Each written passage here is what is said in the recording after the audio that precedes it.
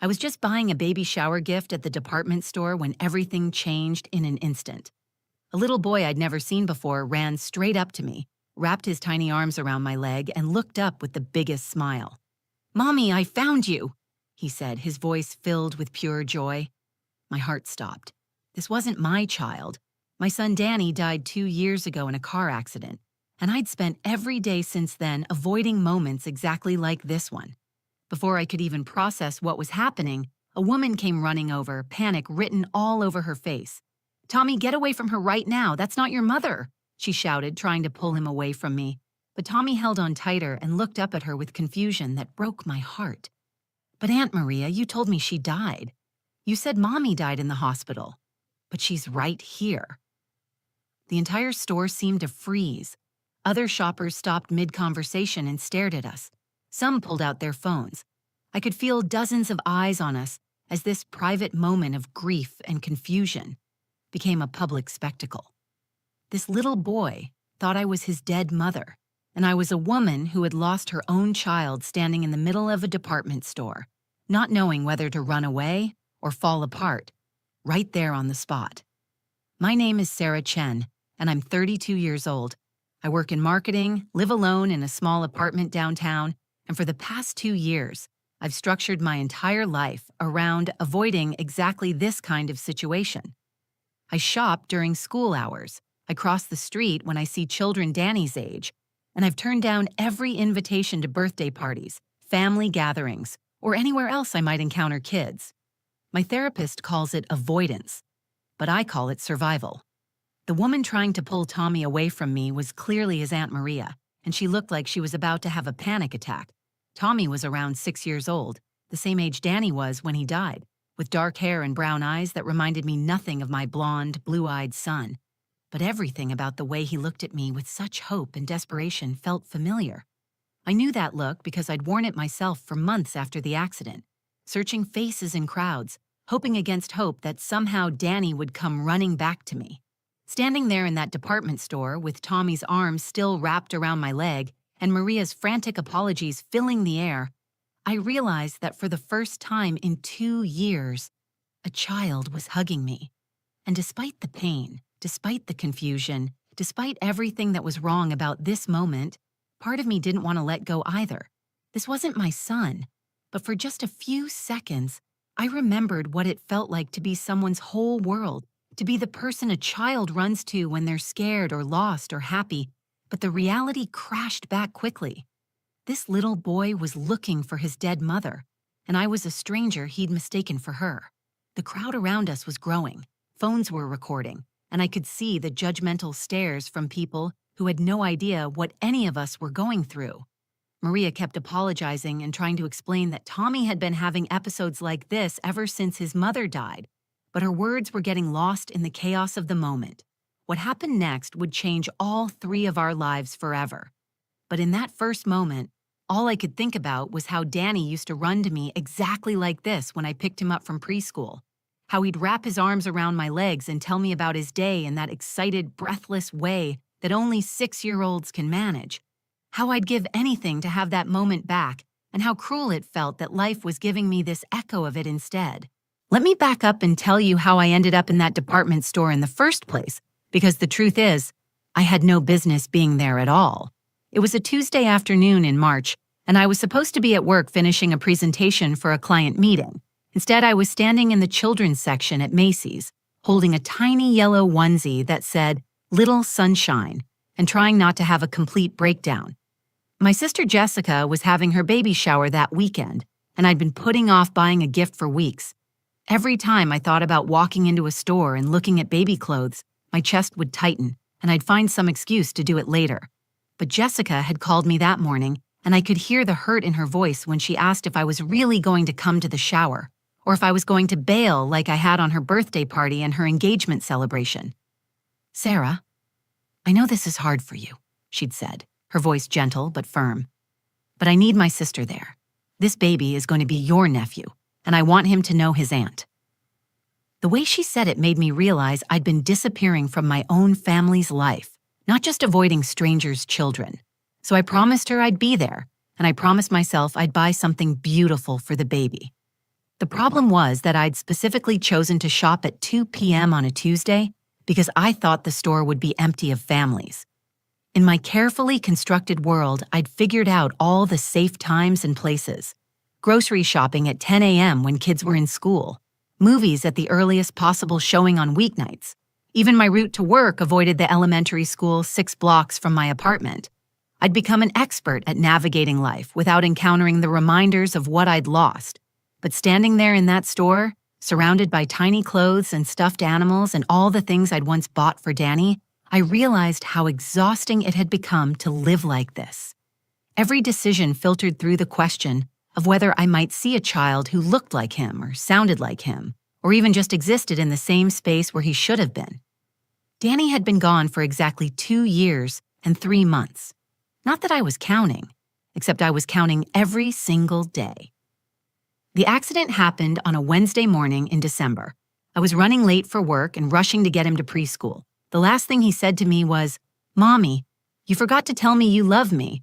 I remember laughing and calling back, "I love you, Danny Bear," as I watched him run into the building with his little backpack bouncing.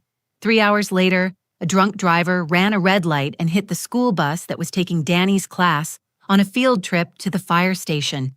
5 children were injured. Only Danny didn't make it home. The months after that were a blur of casseroles from neighbors, therapy appointments I didn't want to attend, and well-meaning friends who kept telling me that time would heal everything.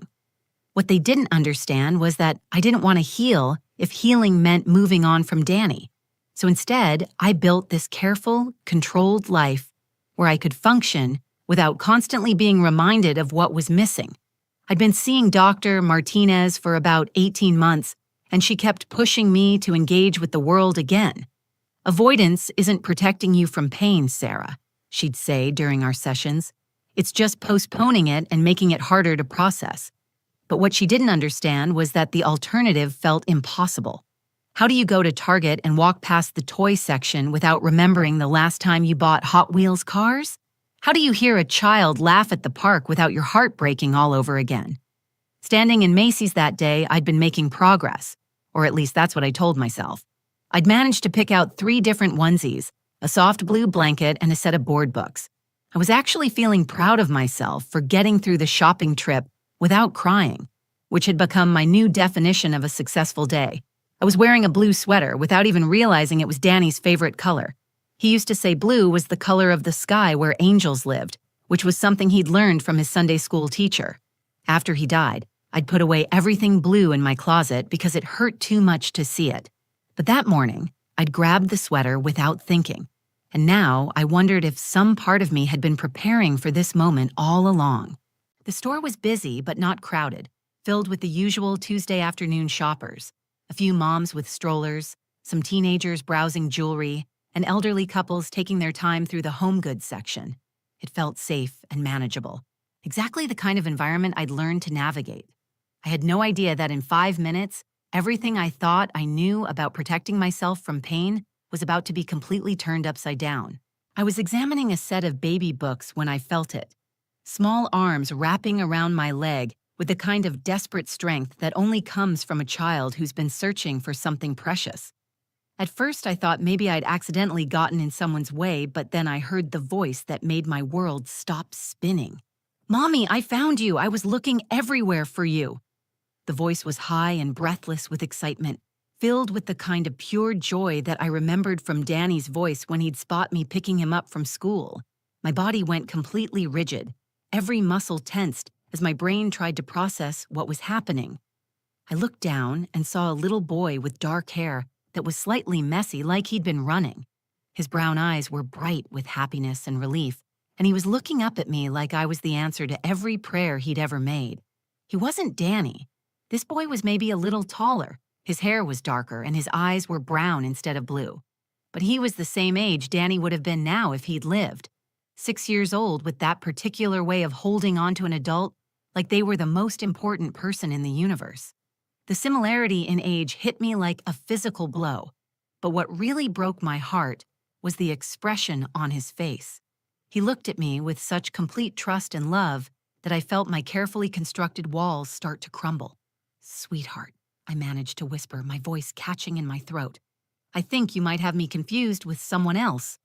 But he shook his head vigorously, his grip on my leg tightening. "No, you're my mommy. I knew I'd find you. Aunt Maria said you couldn't come back, but you're here." His voice carried that particular mix of triumph and relief that children get when they've proven the adults wrong about something important. That's when I heard the running footsteps, fast, panicked footsteps that belonged to someone in crisis. I looked up to see a young woman rushing toward us, her face flushed and her eyes wide with what looked like terror. She was probably in her late 20s with the same dark hair as the boy, and she was clearly his family based on the way she immediately reached for him. "Tommy, Tommy, no!" she called out, her voice sharp with panic. "Get away from her right now. That's not your mother." The harshness in her tone made Tommy flinch, but he didn't let go of me. Instead, he pressed closer, like he was trying to protect himself from her words. "But she looks like Mommy," he said, his voice getting smaller and more confused. "She smells like Mommy, too." The woman, who I assumed was his Aunt Maria based on what he'd called her, reached us and immediately started trying to pry Tommy's arms away from my leg. "I'm so sorry," she said to me, her voice shaking with embarrassment and fear. "He's been doing this. Ever since Lisa died, he's been running up to strangers. I turned my back for 1 second to look at shoes, and he disappeared." But Tommy wasn't having it. He looked up at Maria with an expression that was part confusion and part accusation, and what he said next made the entire department store fall silent. "But Aunt Maria, you told me she died. You said Mommy died in the hospital and couldn't come home anymore, but she's right here, and she's not dead." The words hung in the air like a physical thing. I could feel every person within hearing distance stop what they were doing and turn to look at us. Conversations died mid-sentence.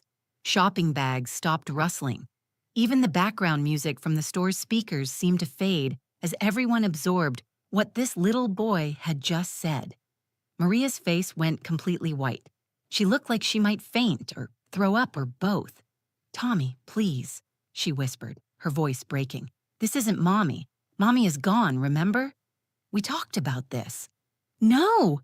Tommy's voice rose to a near shout, filled with the kind of desperate defiance that comes from a child who's had their reality questioned too many times. "You're lying. You told me she was dead, but she's not. She's right here. Tell her, Mommy, tell Aunt Maria you're not dead." I felt tears starting to burn behind my eyes. This little boy was living in the same impossible space I'd been occupying for 2 years, the place where logic and hope collide and create nothing but pain. He wanted his mother back so desperately that he was willing to believe a complete stranger could be her.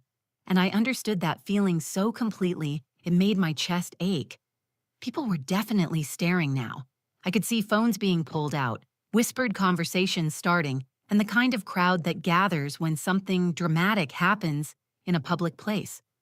But all I could focus on was Tommy's face, the way he was looking between Maria and me like we held the power to either save his world or destroy it completely.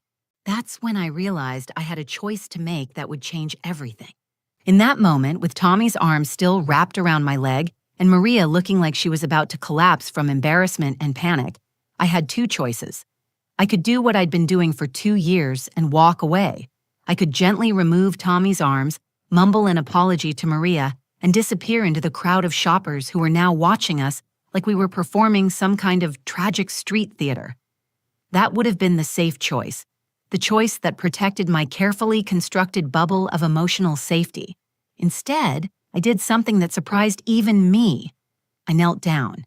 Getting to Tommy's eye level meant looking directly into those brown eyes that were filled with so much hope and confusion. It meant seeing the tear tracks on his cheeks that I hadn't noticed before, and the way his little hands were trembling as he held onto my sweater. It meant acknowledging that this wasn't just about my pain anymore. "Tommy," I said softly, using his name for the first time, "can you tell me about your mommy? What was she like?" Maria made a small sound of protest behind me. "Ma'am, you don't have to do this. I can handle him. We'll just go." But I held up my hand without taking my eyes off Tommy. Something about this little boy's desperation felt familiar in a way that went beyond just recognizing grief. He reminded me of myself in those first months after Danny died. When I'd see a blonde child at the grocery store and follow them down 3 aisles before reality crashed back in. "She had hair like yours," Tommy said, reaching up to touch a strand of my dark hair. "And she always smelled like flowers. She used to read me stories about dragons, and she made the best chocolate chip pancakes in the whole world. She called me her little knight because I was brave." Each word he spoke made my heart break a little more, but also made something else happen that I hadn't expected. I started to remember what it felt like to talk about Danny without immediately shutting down. "She sounds like she was an amazing mom," I told him. "And you know what? I bet she still thinks you're the bravest little knight she knows." "But where did she go?" Tommy asked, his voice getting smaller. "Aunt Maria says she's in heaven, but I looked up at the sky and I can't see her.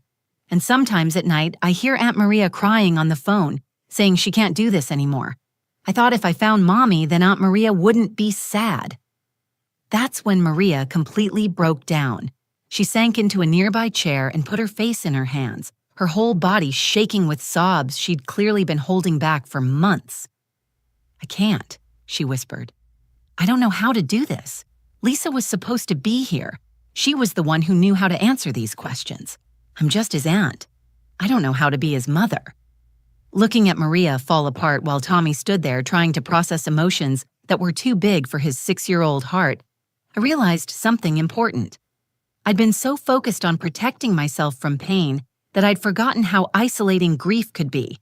Here was a woman who was drowning in the same kind of loss I was, and a little boy who was searching for his mother in the faces of strangers because the truth was too hard to accept. "Maria," I said, still kneeling next to Tommy but looking at her.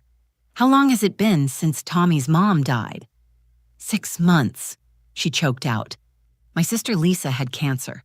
She fought for 2 years, and I kept telling Tommy she was going to get better because I couldn't bear to see him give up hope. But when she died, he couldn't understand why I'd been lying to him. And I didn't know how to explain death to a 6-year-old when I could barely accept it myself." I felt something shift inside my chest, like a door I'd kept locked for 2 years was finally starting to open. "Tommy," I said, taking his small hands in mine, "I want to tell you something. I had a little boy, too. His name was Danny, and he died in an accident 2 years ago. I miss him every single day, just like you miss your mommy." Tommy's eyes widened. "You had a little boy? Where is he now?" "He's in the same place your mommy is," I said, surprised by how steady my voice sounded. "And I've been just as scared and sad as you are, but I learned something important. Missing someone doesn't mean they're really gone. It means we love them so much that we carry them with us everywhere we go." "Can you teach me how to do that?" Tommy asked. "Because I don't want to forget her, but it hurts so much to remember." That's when I made the decision that would change all of our lives. What if we helped each other remember? And what if we helped Aunt Maria, too? What happened next still gives me chills when I think about it. Tommy looked at me with those serious brown eyes and asked, "Will you come home with us so you can teach me how to remember without it hurting so much?" Maria's head snapped up from her hands. "Tommy, we can't ask this lady to come to our house. She's a stranger." But something had shifted in the air between the 3 of us. I could feel it, and I think they could too. "Actually," I said, looking at Maria, "maybe we could just talk for a few more minutes. There's a coffee shop in the mall. I think we all need to sit down." 20 minutes later, we were sitting in a corner booth at the food court, Tommy between Maria and me, sharing a chocolate chip cookie that was probably his dinner, but none of us cared. And that's when the real truth started coming out. "I've been lying to him," Maria said, her voice barely above a whisper. "Not just about Lisa being dead, but about everything. I've been pretending I can handle this, pretending I know what I'm doing, pretending I'm not completely falling apart." She looked at Tommy, who was carefully breaking his cookie into small pieces. "Tommy, remember when you heard me on the phone last week, when I was talking to Grandma Rosa?" Tommy nodded, not looking up from his cookie. "I wasn't just sad about Mommy being gone. I was scared because I don't know how to take care of you the way she did. I don't know how to make pancakes without burning them, or how to do the voice for the dragon in your bedtime stories, or how to answer your questions about where Mommy went." "But you're doing it," Tommy said quietly. "You're taking care of me." "I'm trying," Maria said, tears streaming down her face. "But I'm so scared I'm going to mess everything up. Your mommy was the one who was good with kids. I'm just a 28-year-old who works at a bank and has never even had a houseplant live longer than 6 months. That's when Tommy looked up at her with an expression that was far too mature for his age. Aunt Maria, were you going to give me away? Is that why you were crying on the phone? The question hung in the air like a bomb waiting to explode. Maria's face went completely white, and I could see her trying to figure out how to answer without devastating this little boy even more. Tommy, she said finally, I would never give you away. Ever. But I did call Grandma Rosa to ask if maybe you could come live with her for a while, just until I figured out how to be better at taking care of you. But I don't want to live with Grandma Rosa, Tommy said, his voice getting higher. She lives far away and she doesn't know about my trucks or my favorite pajamas or that I can't sleep without the nightlight that looks like a star. I know, Maria whispered. That's why I couldn't do it. That's why I told her no. But Tommy, I need you to know that sometimes I don't know what I'm doing. That's when I realized why Tommy had been running up to strangers in stores. He wasn't just looking for his mother. He was looking for someone who could give him the stability and love. He was afraid he was going to lose again. Tommy, I said, can I tell you something? When my little boy, Danny, died, I thought I had to be perfect at handling it. I thought I had to have all the right answers and never cry and never admit that I was scared. But you know what I learned? The people who love us don't need us to be perfect. They just need us to be honest. I looked at Maria. And Maria, you don't have to be Tommy's mother. You just have to be his Aunt Maria who loves him and is trying her best. But what if my best isn't good enough? Maria asked. Then we figure it out together, I said, surprising myself with the words. What if you didn't have to do this alone? Tommy's face lit up. You mean like a team? Like the Avengers? I laughed, and it was the first time I'd laughed in months without feeling guilty about it. Exactly like the Avengers, but instead of saving the world, we help each other. Can you teach me how to remember Mommy without getting so sad that I can't breathe? Tommy asked. And can you teach me how to make pancakes that don't look like burned hockey pucks? Maria added. And can you both teach me how to stop being so scared of living again? I asked. Tommy reached across the table and took both of our hands. Deal, but we have to promise to tell each other the truth, even when it's scary.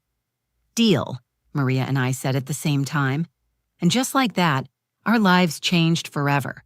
That was 6 months ago, and I'm sitting here today telling you this story because I want you to understand something important about grief, about family, and about the unexpected ways life can surprise you when you finally stop running from it. Tommy, Maria, and I didn't just exchange phone numbers that day and go back to our separate lives. We became something I never expected to find again after losing Danny. We became a family, just not the kind that looks like anything you'd see in a greeting card. The first month was messy and complicated and beautiful all at once. Tommy started coming to my apartment twice a week after school, while Maria worked late at the bank. I taught him how to make Danny's favorite blue pancakes, the ones with way too much food coloring that turn your tongue bright blue for hours. He taught me that it's okay to cry when you're telling stories about people you love, and that sometimes the best way to honor someone's memory is to laugh at the funny things they used to do. Maria and I started meeting for coffee every Sunday morning, just the two of us to talk about the hard stuff. How do you discipline a grieving child?